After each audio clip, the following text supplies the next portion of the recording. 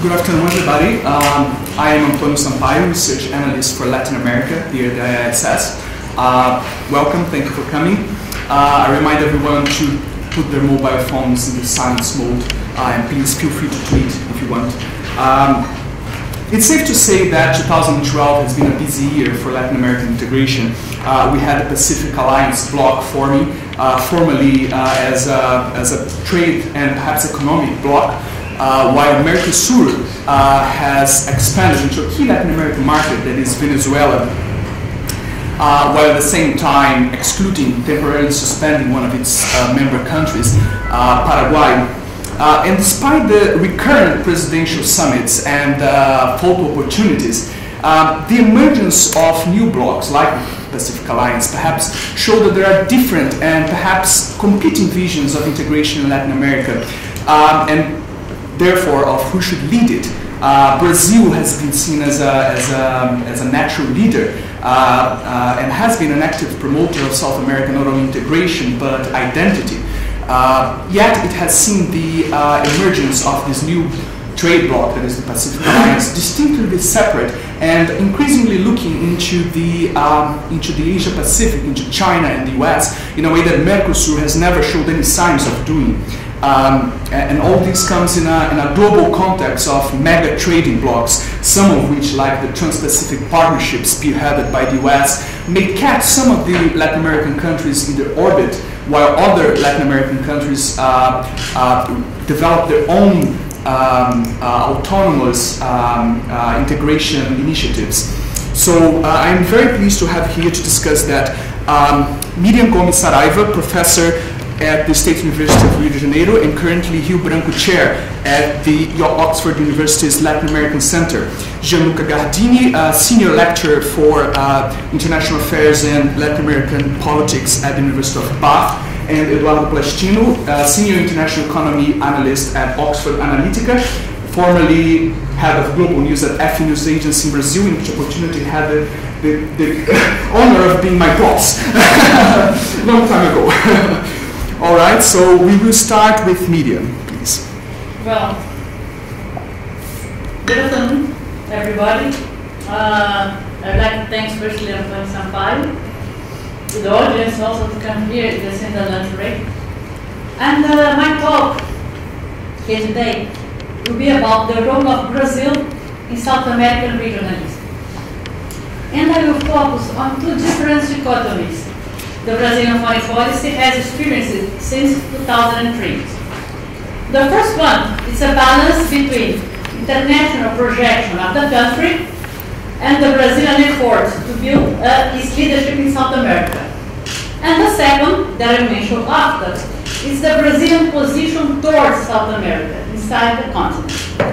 Well, in the first dichotomy, we can identify two dimensions at the same time: the construction of Brazilian leadership in South America and an international assertive policy of the country in order to become a global power, favoring multipolar positions and the revision of the international institutions. These dimensions have been closely connected during the last 10 years. For Brazil, regionalism has not been only a goal in itself, but also an instrument for global influence and for self-balancing the United States. For these initiatives, Brazil found a better global scenario, more fragmented, marked by a trend towards multipolarization, and the financial crisis had impacts on the global economy, putting on the line the role of the liberalism as the best economic model. In South America, the emergence since the early 2000s of left-wing governments reduced these countries' alignment with the United States, and on the other hand, the powerful crisis in Argentina, weakening its influence in the region, have given Brazil more scope for autonomy in its policy towards neighboring countries. More specifically, how these two dimensions are related. The idea of bringing other emerging countries or poor southern countries, including South Americans, on board to counterbalance traditional Western powers, served as the basis for Brazil's international actions. Alongside the country's international rise, its leadership in the region also started to be seen as priority. Both initiatives were seen by Brazilian policymakers as mutually beneficial. The cooperation with its neighbors was perceived by them as the best way for Brazil to realize its potential, to support its development, and also to form a South American political bloc with stronger international influence. However, when it comes to its neighbors, Brazil's global projection has not been regarded as beneficial for the region, but more as a means for Brazil to achieve its own individual goals. And this has raised the cost of the regional leadership. This articulation between global projection and increasingly consolidated regional leadership was also an expression of the political will of President Lula and of left-wing political players close to the president's party. In 2011, began the Dilma Rousseff government, with only small adjustments in Lula's foreign policy strategies. She introduced a few changes in the balance between the global and the regional dimension. The global has taken a small priority over the regional. And the focus on leadership in South America has given way to a broader ambition to build leadership amongst southern countries, including mainly African countries. But the second dichotomy I mentioned in the beginning of the talk is related to the South American puzzle, where, from a Brazilian point of view, we can identify a certain pendulum between a South American dimension and specifically the Mercosur. During the Lula administration, the asymmetries between Brazil and its neighbors increased, and the Brazilian foreign policy towards the region, in order to respond to the new regional balance or imbalance, it depends, prioritized the construction of a new regional framework under Brazilian leadership, with Brazil taking some responsibility for the integration, but mainly for the regionalization process. I refer to regionalization process because these initiatives towards the region put less emphasis on trade integration, highlighted regional infrastructure, and improved political alignment amongst the countries of the region. Brazilian diplomacy tried to build a regional governance instead of traditional forms of integration. To implement these projects, the strategy to consolidate the UNASUR, this South American organization, has been important for Brazilian policymakers. The organization has become the main institution for multilateral actions through which Brazilian diplomatic efforts could be implemented, and where common position can be agreed upon with other South American countries, mainly regarding regional stability.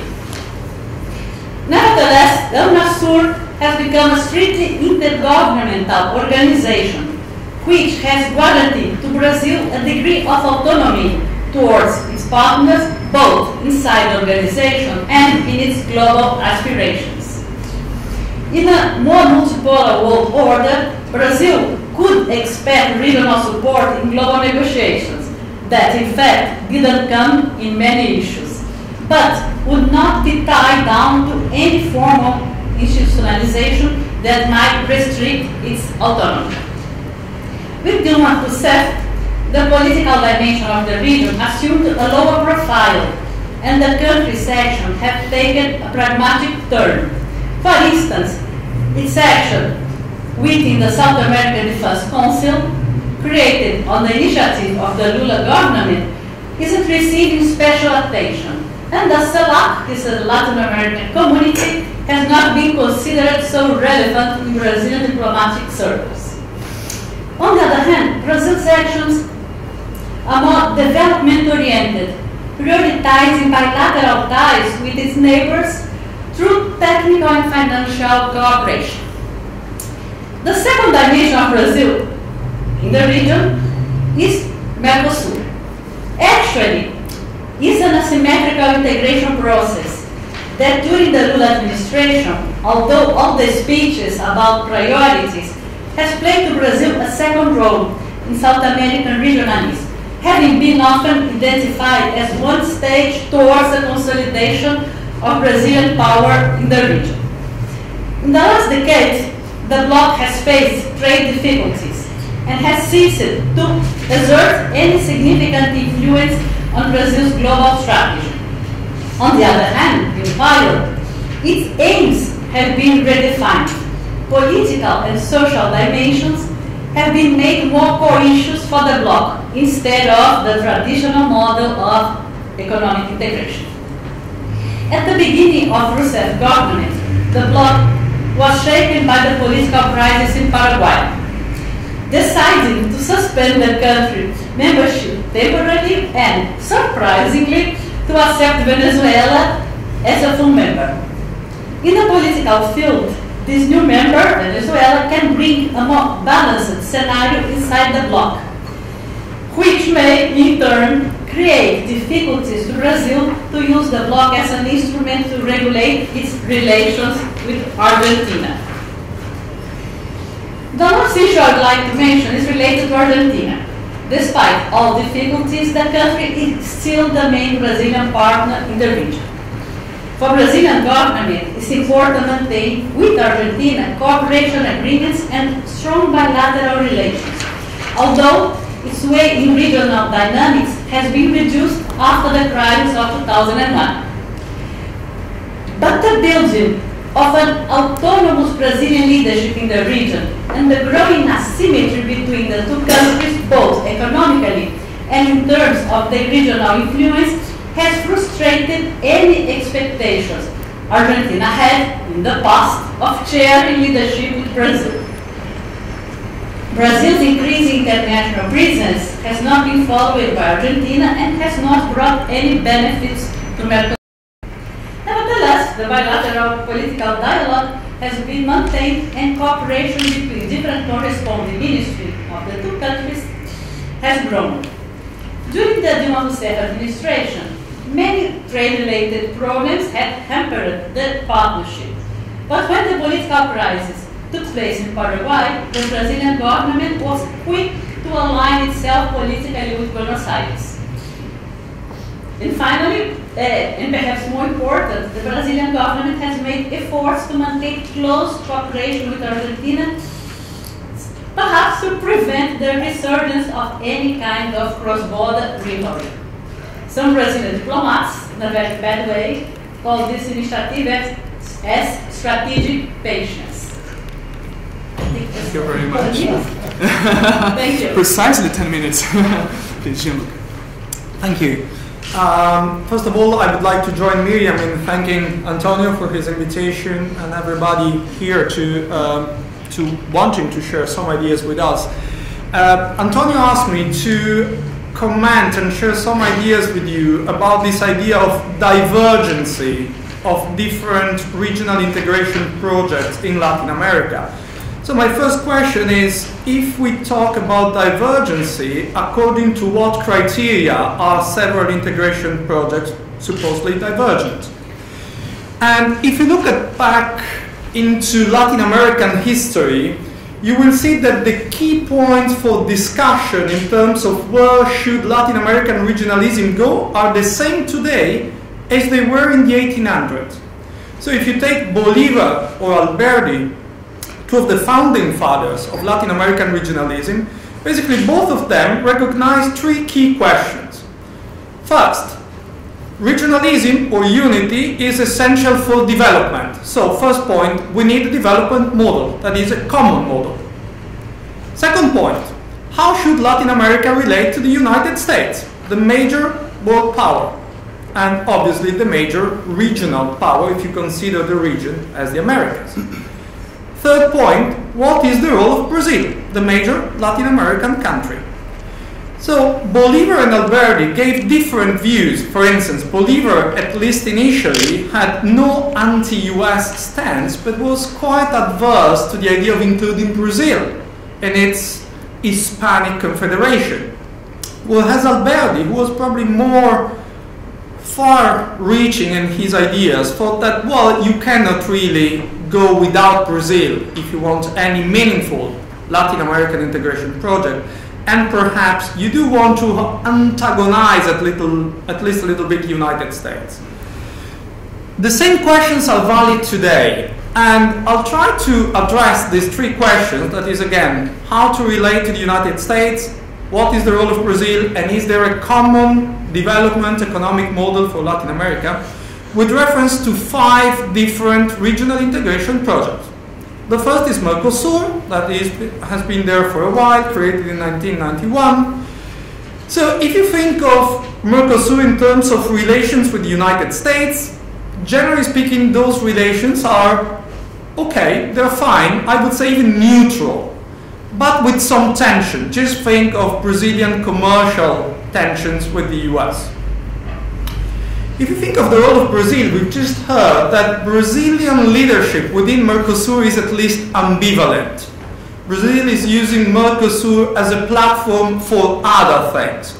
Either its own national development, its regional leadership more within UNASUR than Mercosur itself, or possibly as a platform for global projection.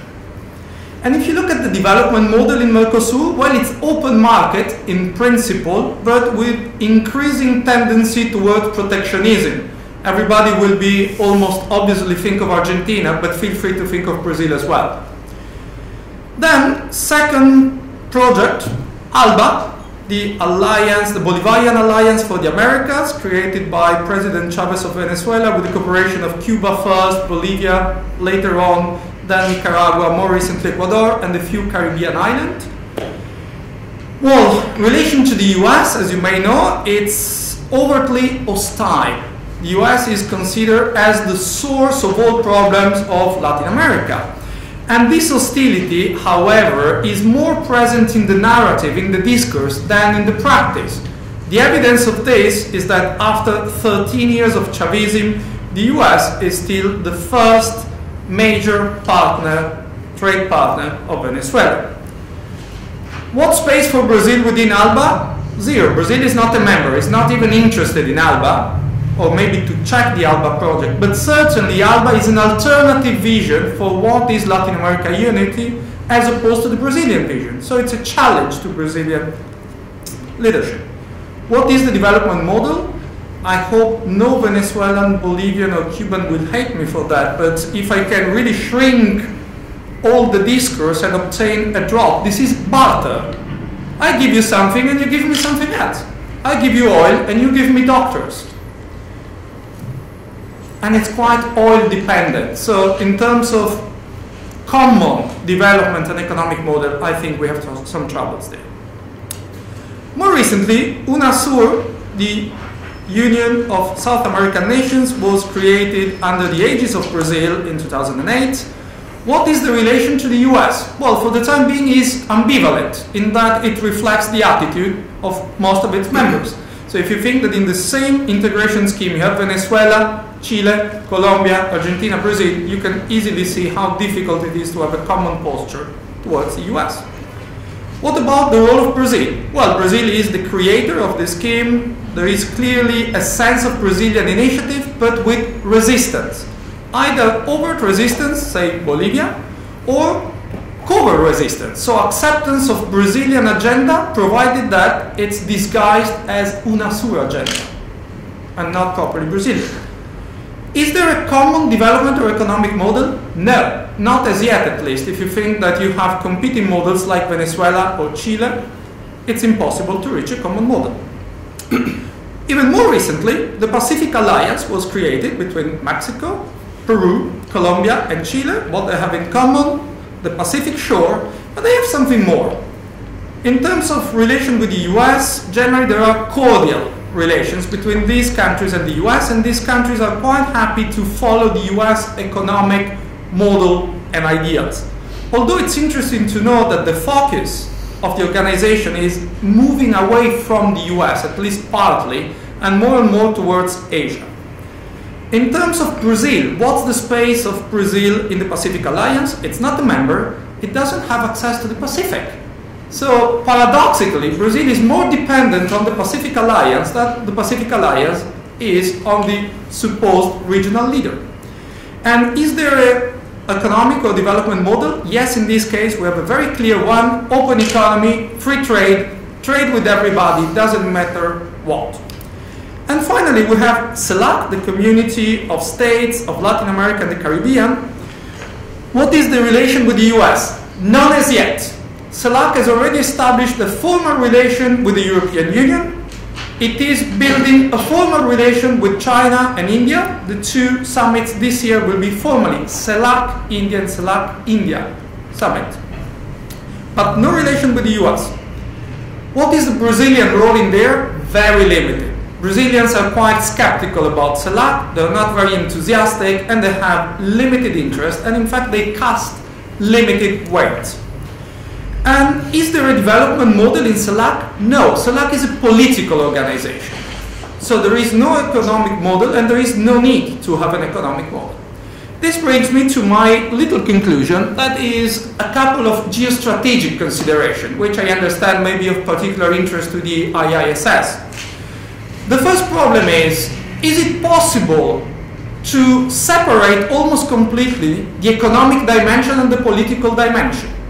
At some point, your political relations with any international partner will end up in talks about the economy. So I very much doubt that, and in geostrategic terms, this could create frictions even within a political organization inspired by the best of intentions. Second, there are already different divides in Latin America. What is Latin America? Central America is very different from South America. South America is certainly more cohesive as a geographical and political unit. However, there is an emerging divide between the Atlantic and the Pacific shore, and countries who concentrate their economic and political interest towards the Atlantic area and towards the Pacific area. In geostrategic terms, watch Colombia. It's soon going to be the third largest economy in Latin America, and it has this incredible advantage. It has a Pacific and an Atlantic shore, and they are building another canal, not necessarily for boats, but it could be intermodal transportation. Geostrategically, super important. Final point. What is left for Brazil there? So what about Brazilian leadership or claims to Brazilian leadership in the region? Well, I think there is some reluctance on both sides. Brazil is not fully committed to lead the region because leadership implies costs. You must take a position. Brazil doesn't want to upset anybody. Sean Burgess defined Brazilian leadership as consensual leadership. But at some point, if you want to lead, you also have to decide and provide a vision. On the other hand, also Latin American countries are quite wary of an excess of Brazilian leadership. Why? Because, as usual, Brazil poses a dilemma. Will it drag with it Latin America along the way to world power status? Or will it just remain a mighty alien even in its own continent? And with this, I leave some food for thought with you, and I'm happy to discuss any idea during the Q&A session. Thank you. Thank you, Chen. Eduardo, please. And so, I'd like to join my colleagues and thank you for joining everyone here.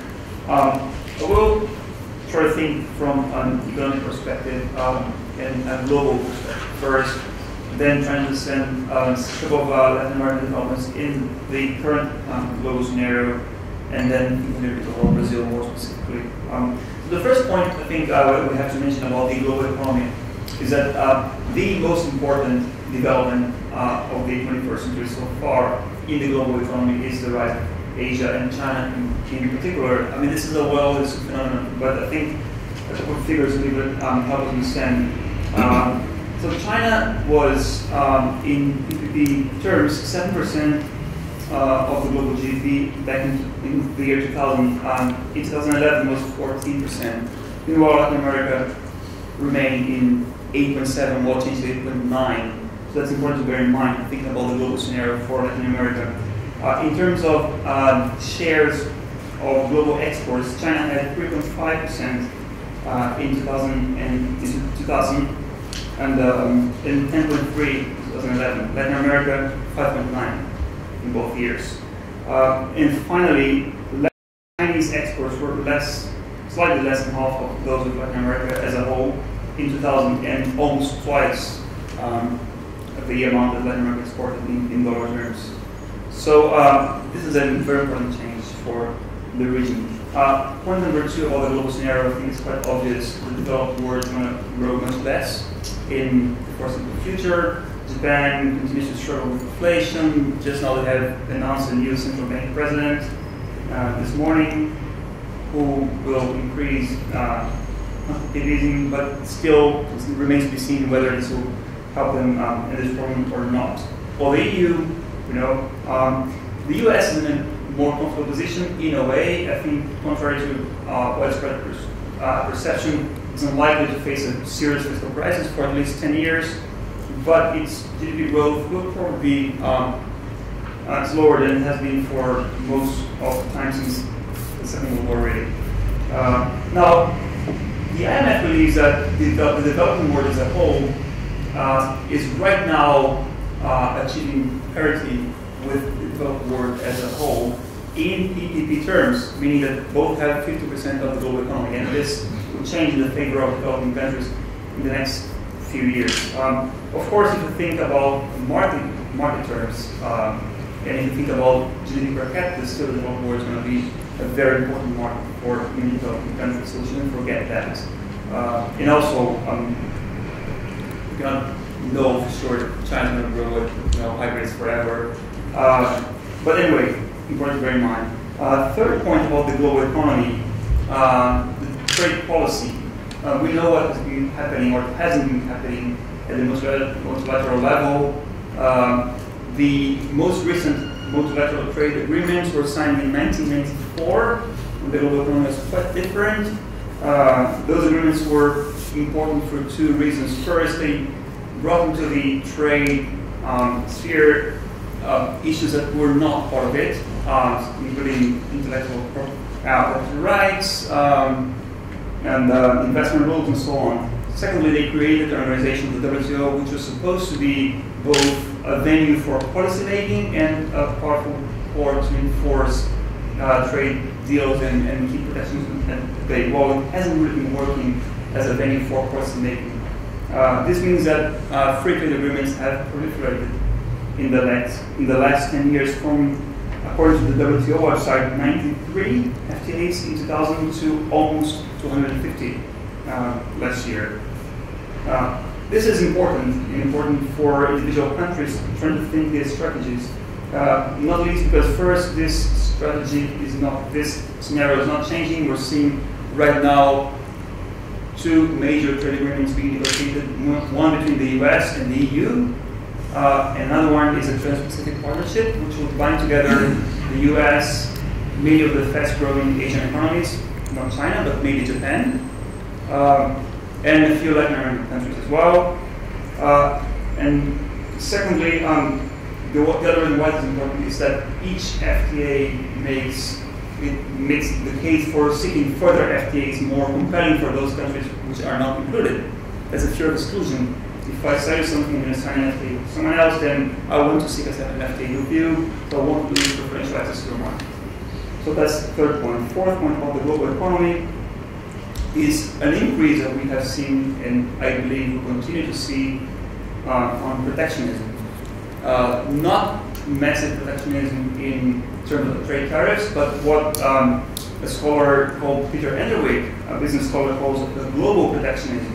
It's global because it's implemented by countries in the developing world, and it's also global because it affects FDI, it affects other sorts of barriers and labor market rules, etc. So offshore sourcing. So this is gradually increasing and changing world trade and economic activity as we know it. So those are 4 points about the global economy.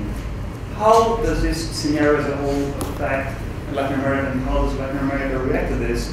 Well, I want to basically highlight 2 points here. First of all, the presence of China and Asia more widely has changed the game for especially South America. Well, South America has profited a lot from the commodity super cycle. It has benefited Brazil hugely, but also other commodity exporters, Argentina, Chile, Peru, basically almost the whole region, not just because of its own demand, but also because it has changed the terms of trade for South America. And I have a couple of examples here. If you take terms of trade, that is how much your exports value in global terms in comparison with what you don't export or import. For Brazil, if you consider 2000 as 100 as an index, in 2011 it was 136. For Argentina, 135. Now, countries exporting metals are even better. For example, Peru, 159, Chile, 213. And this is to a great extent thanks to the rise of Asia. So that's that.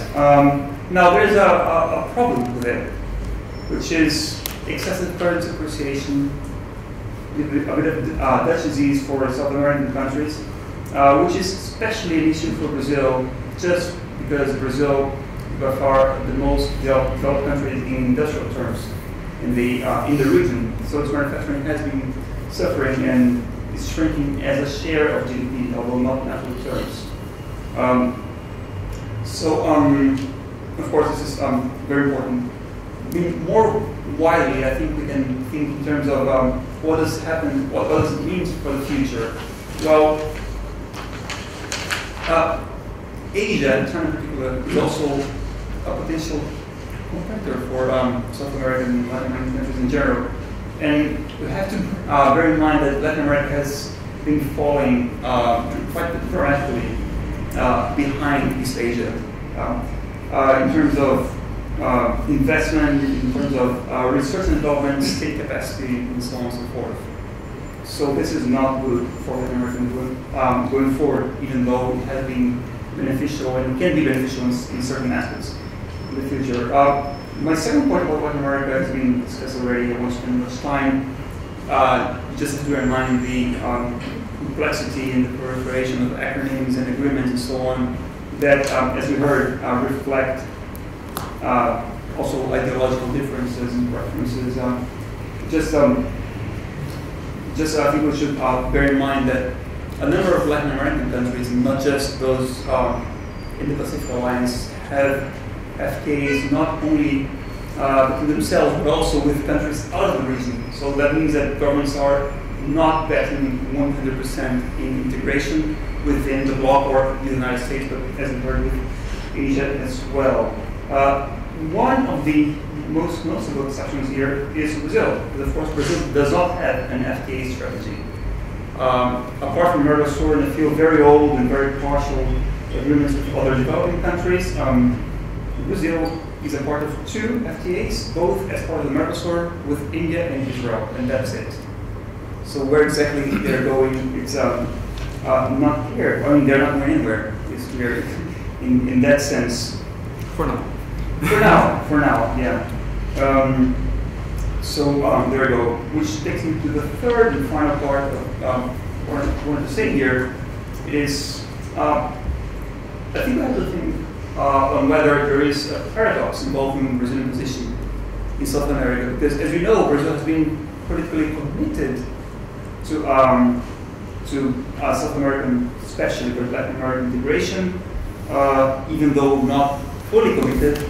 But it has suffered many setbacks, and at the same time it's been financing this integration through various ways, including financing 70% of the structural convergence fund at Mercosur, financing the integration of South America Regional Infrastructure Program with BNDES credits, that is development bank credits, and so forth. So why is this? Why is Brazil doing this? I think we have 2 answers. One of them is political, of course. But my point here is that Brazil also has an important economic reason to do this. And this is, it's twofold. I mean, we know that trade hasn't been at the forefront of Brazilian policy to the region, as Miriam has mentioned. But if you look at the breakdown of Brazilian exports, Brazilian exports to South America are almost all of manufactured products. and that's important. Recent Brazilian economic policy points to a desire to re-industrialize, to even protect this industry, to boost its competitiveness in the industrial sector. So if you take a country like Argentina for Brazil, is important also in that sense. 90% of Argentine imports of Brazilian goods and services in 2011 were of manufactured products. So that's a very strong and compelling reason. And finally, South America is a very important market in Latin America more widely for Brazilian multinationals. Now we have seen in recent years the emergence of emerging market multinationals. And this normally follows a similar story, which is they first make some investments around their country, in their region, where there are cultural and geographic ties, or proximity at least, and then they expand abroad. And for Brazil, that's definitely true. That's the case. So, for example, there's a ranking of Brazilian transnational firms prepared by a business school in Brazil called Fundação Grupo Cabral. And last year, it showed that 77.8% of all Brazilian multinationals had presence in Latin America. The similar figure for the US was 57%, in Europe 46%. So if you look at Brazil's development bank, that is the BNDES, credits to its companies to invest in in those neighbors. Well, you can see that in that light as well. I mean, it is part of South-South cooperation efforts that have been part of the Brazilian diplomatic agenda since the Lula government, but it's also a way to help the internationalization of Brazilian economy, or especially the Brazilian multinationals. So I think this is what I have to say to start with, and I'm happy to take questions to discuss these or other issues with you and my colleagues here. Thank you. Thank you, Eduardo. I'll have to repeat some of the questions because of this being recorded and we don't have microphones to pass. Apparently, we have to have permission to have microphone from the government. So,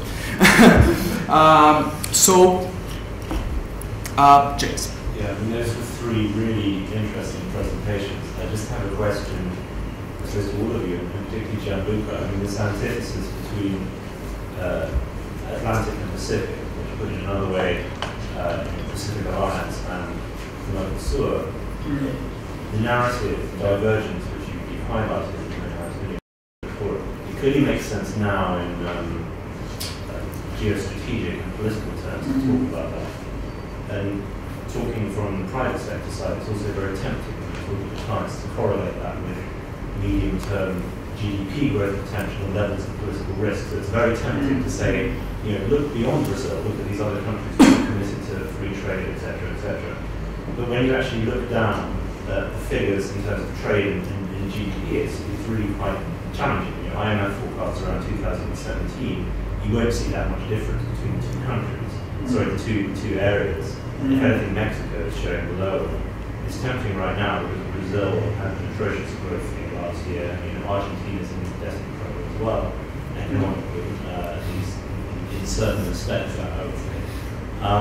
So, perhaps just talk around how lasting you think this divergence is going to be. And another way of asking that question would be, what is the future of Mercosur? Is it going to continue going down the protectionist route, or is it Mercosur countries, or is this a temporary, short-term thing? So, how lasting will the divergence be between Pacific and the Atlantic, the Mercosur, and the future of Mercosur? Very key question, perhaps Gian and Eduardo.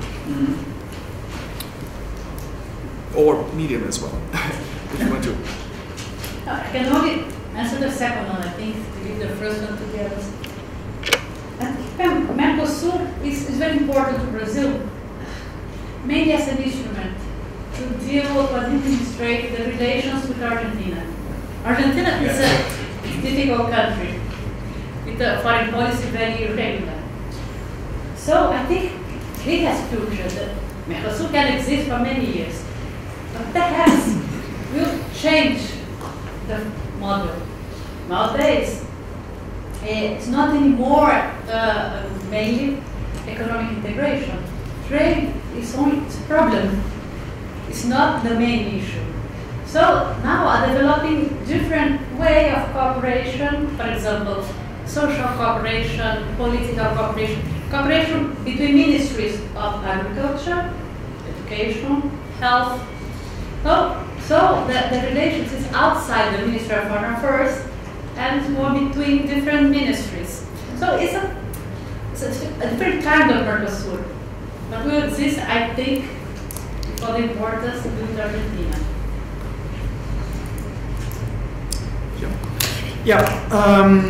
I tried to answer the two questions with the same answer, okay? With a broader comparison or metaphor, that is the dilemma of the glass. Is it half empty or half full? So this divergence doesn't mean necessarily chaos, okay? It could be compatible or incompatible, right? My personal perception is that at some point there will be some incompatibility. But for the time being, most, especially policymakers from Latin America, suggest something along the lines of a division of labor. Okay, so yes, we like UNASUR, we can discuss health issues, education and things, and so is Mercosur irrelevant? No, this will be for very deep trade discussions, and on the Brazilian side to manage the Argentines, who are renowned for being quite unmanageable in terms of political projection towards the rest of the world. This is one thing. The second part of the answer is this divergence not only reflects a divergence of ideals or models, but reflects a divergence of real interest. Policymakers are not stupid people, in my experience, as a former policymaker, by the way. So it's a self-serving argument. But these are people who know things. So even if you take the most radical narratives, Chavez, Morales, they have a vision for the country that is based in a certain vision of what the interests of the country are. So Mercosur is not going to disappear. What is going to happen with it, I don't know, we will see. And the same for the divide. The divide is going to be there. How long and how, I'm not able to say. Oh, thank you. I broadly agree with my colleagues on Mercosur, so I don't think I have too much to add there. Except to say that it will depend on what happens in Argentina. Basically, we have a presidential election in Argentina in 3 years, 2 years now. And for the first time, there's a real chance that the Kirchner will not be in power. So who's going to emerge, how the new leadership is going to look like, etc. It's really, really unclear at this point. And if you consider recent as well as ancient history, Argentine economic and foreign policy is not stable. So that's one thing. As part of the answer to your first question, I think it's important to challenge a bit the idea that the Pacific Alliance is massive innovation. It means that free trade is finally, getting ground in South America or Latin America. For one thing, I think it's a great branding exercise. I think it could help these countries gain better access to Asian markets. I'm not sure. It could help them in negotiations, perhaps. But if you look at where these countries were just before they announced, the alliance, they all already had FTAs with each other, even though trade wasn't too significant, but they already had those agreements. All four had FTAs with the US as well. And their trade and economic policies were already liberal. So, as of now, what has been achieved, what has changed as a result of this alliance is not much, really. I think it, calls attention to the fact they're open, etc. It's a great PR exercise. I don't think it does provoke, per se, any massive change in South America. May I add a quick thing on this? May I strongly second the point that Eduardo just made, because I'm just back from a meeting at the Foreign Office, and when I said, look, the Pacific Alliance is not going to have this major impact, they were looking at me like, what is this guy saying? But apart from the existence or the FTAs that are already in place, the Pacific Alliance has no juridical personality, so it's unable to conclude any agreement whatsoever with any Asian country.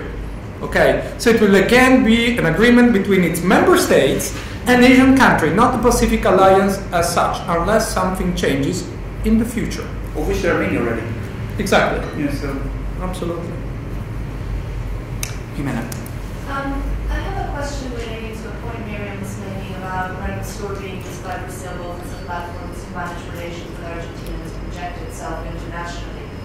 And my question relates to the different reaction from Brazil in relation to the disposal of Peru and Paraguay and the questions about the constitutionality of having President Chavez continue a mandate without a new swearing-in ceremony. And my question was, in the case of the Venezuelan response, Brazil sided very much with Argentina and Uruguay, which arguably are politically and economically a lot more aligned with Venezuela than Brazil itself. And so my question is, do you think that reaction has actually damaged Brazil's projection internationally through Mercosur? Or is Brazilian, policy in relation to these two countries, Paraguay and Venezuela, has it undermined its own standing in any way, or has it played to its favor?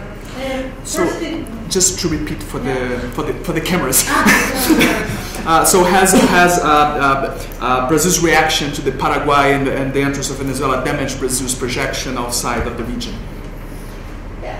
Perhaps a little, for example, with the European Union, that has many special principles in its relations with Brazil and South America. But in general, it was an issue that had inside Brazil many divergences.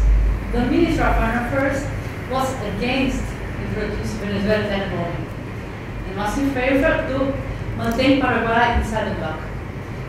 But in this case, the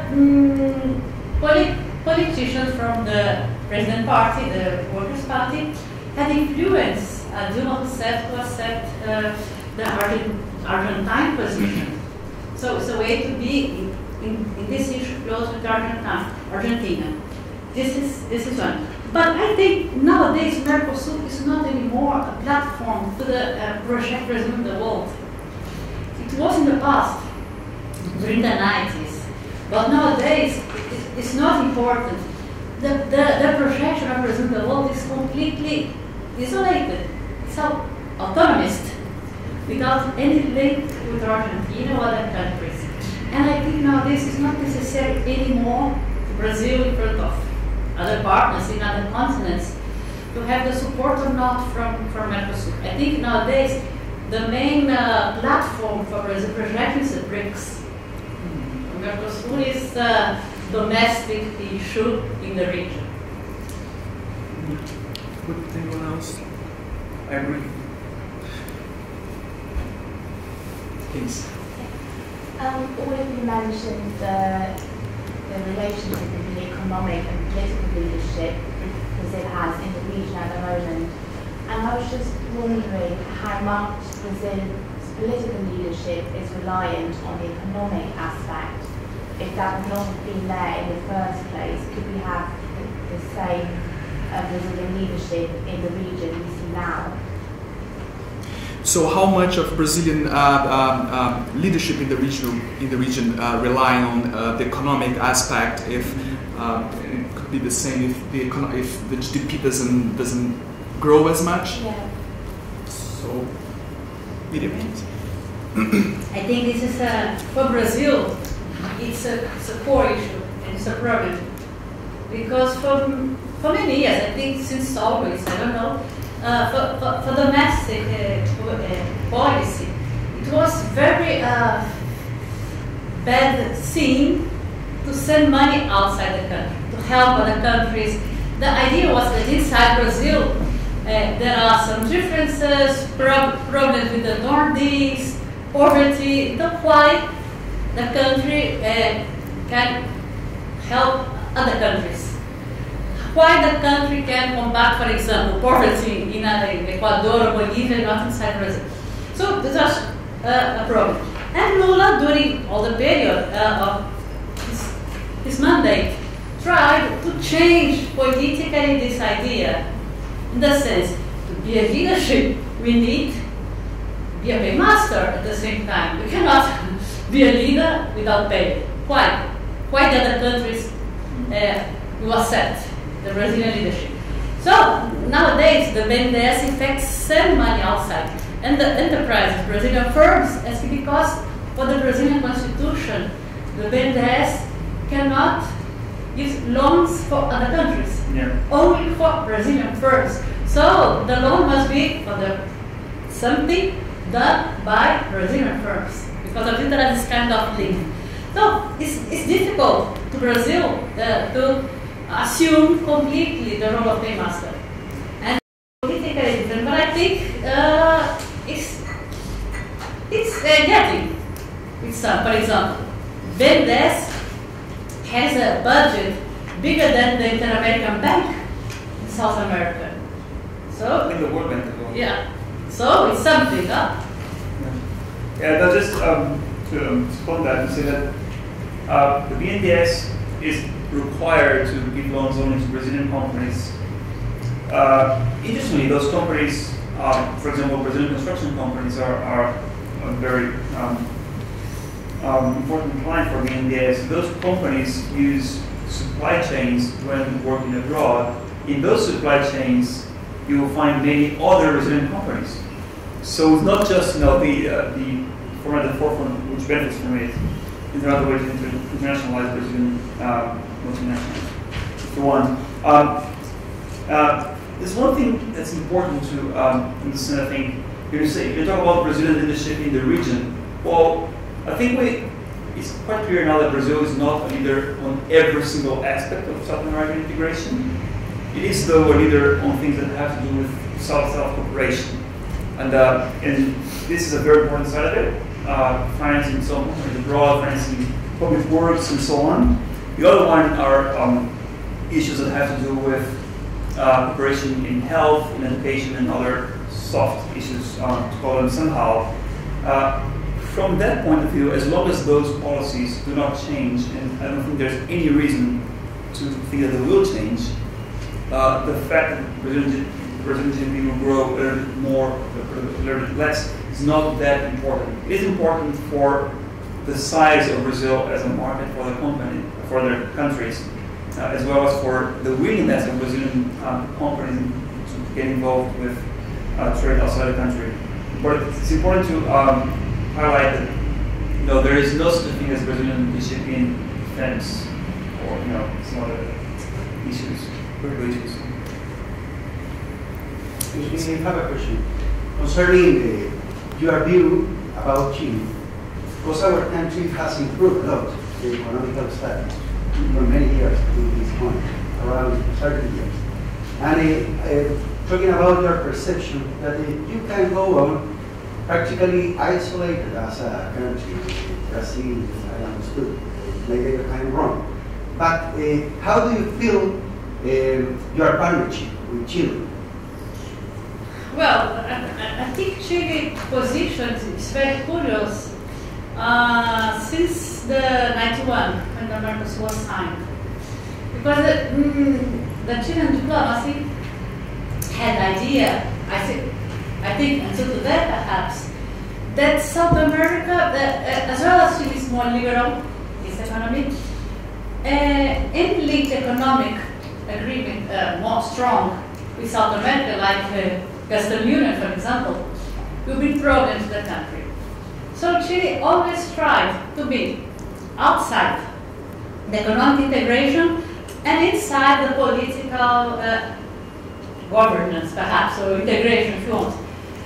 I think for Chile it's not a problem because there are many different models of economic integration inside the region. There are the Andean Community, the Mercosur, and nowadays, for me, in my opinion, the most important to maintain the connection between the countries are ideological and political.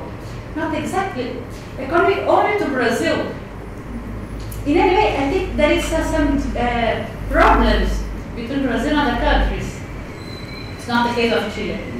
Because, in my opinion, these new governments, left wing of the Bolivia and Venezuela, Ecuador, are trying to follow a neo-developmentalist policy in a sense, to defend the national production against Brazil. So economic integration at this moment is difficult. And Chile is more liberal. It's in a more comfortable situation. So there's Chile relation, economic relation with Brazil. It's more comfortable than Brazil and other countries, curiously. Jean, would you like to? No, I think we have time for one more question. Please. Hi, I'm not a South American expert, so this may sound listly, but in your list, Gianluca, of regional organisations, I didn't hear the OAS, and is that just because its geographical reach goes further than the Latin American countries, or is it something more significant than that? And where does it sit in significance alongside those other organisations? So where does the OAS stand in all this, and why did we forget to talk about it? Thank you for the question. I haven't forgotten about it. If this could be any consolation. It was in the slides, it is in my mind, but for questions of time and focus, I didn't talk about it. But there is also a kind of analytical reason why I didn't talk about it. Because this is a US-driven organization, it's a political organization, it's not trying to create any sort of Latin American integration. This is an America's-wide scheme that basically addresses political dialogue, human rights, and democracy. Okay, so it's a kind of different animal. The relation to Latin America is that CELAC, among its covert objectives, has the attempt to displace the influence of the OAS in Latin America. So it would like to replace the OAS for Latin America. Not all the diplomats would admit that, but certainly if you talk to the people in Caracas, they would be very keen on that point. But that's as far as I would go on the OAS, and I'm happy to discuss with you over coffee later if you want.